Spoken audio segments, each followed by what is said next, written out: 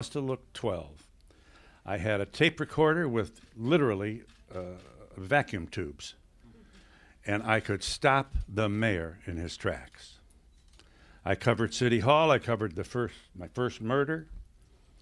I played ball with the cops, so I would cultivate my sources. And I began to really understand what a noble, noble pursuit journalism is. And now, here I am at the press club with a lot of the people who are really, if they were all men, they'd be the sons my mother wanted to have. I am very flattered to have Norman ask me to make a introduction of James. And I have monitored my talk show meter now, which keeps saying, all right, get off now, get off. But I asked the patience of the good people at the press club for this just one observation. Every major metropolitan newspaper in this country supported the invasion of Iraq. McClatchy's, Warren Strobel, and Jonathan Landay are exceptions, but their own papers didn't. Many of their own papers didn't publish their work. They were saying, wait a minute, where's the evidence? WMD, where? This is what you get with corporate media. When I was a reporter in Adrian, Michigan, I didn't have to take a test. I just said I was a reporter. And I was. I didn't have to pee in a bottle. All you had to do was get out there. That's the way we want it. That way you have more people getting the news. That way it's more likely that somewhere in the collective middle of this large crowd will be found the truth.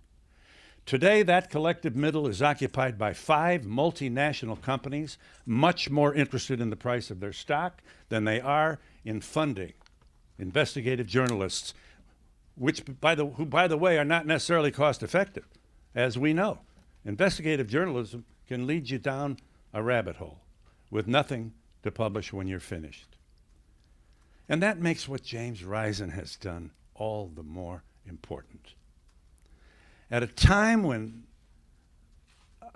mainstream media has a lot on its mind and a lot to be ashamed of. The president said during the Iraq buildup, you can't take pictures of the coffin, and the whole media establishment said, okay. We aren't biting back. And if we ever needed to bite back, it's now. With the Bill of Rights being eroded of fundamental values of our founders, we have no habeas. We have people in cages 15 years. No nothing. No phone calls, Red Cross.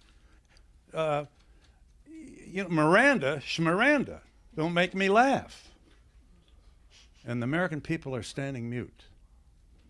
And how much bite and bark have we heard from our media as the Bill of Rights and the fundamentals of this nation are eroding before our very eyes.